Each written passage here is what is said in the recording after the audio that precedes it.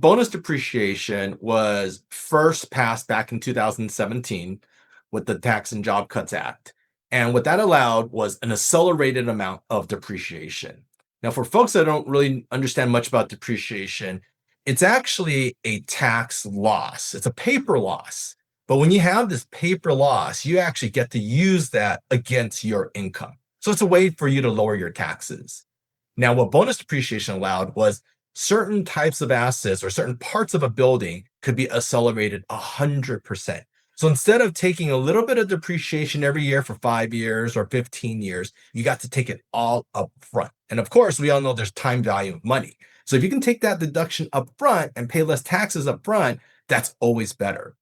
Now, what was also part of that 2017 act was that the bonus depreciation only stuck around for a few years and then slowly ratcheted down from 100% down to 80, 60, 40, and was going to disappear.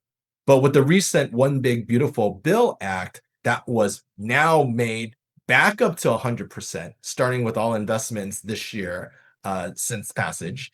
And so this is now a tremendous benefit that is back for all of us that are investing in assets. Well, I think the other really important element of bonus depreciation is that, and just to emphasize this, is that there's no what's called recapture. So in a typical real estate investment, you, the investor, can take advantage of this depreciation benefit throughout the life you own the property. However, when you sell it, you have to pay the government back for that, and it's a blended rate of capital gain and ordinary tax, but it's a steep number.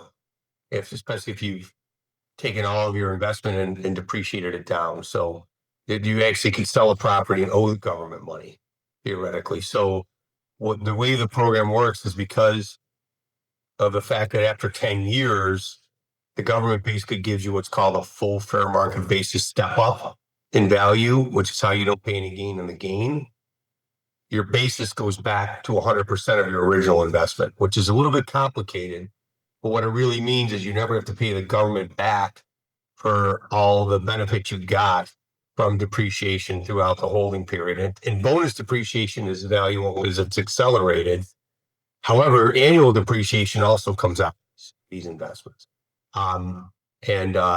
We found, including Anthony Chen, when he invested with our firm, that that's very valuable to investors, especially investors who are what are called real estate professionals. Investors who own real estate and have the ability to use losses in real estate against other income or gains they might have as an investor.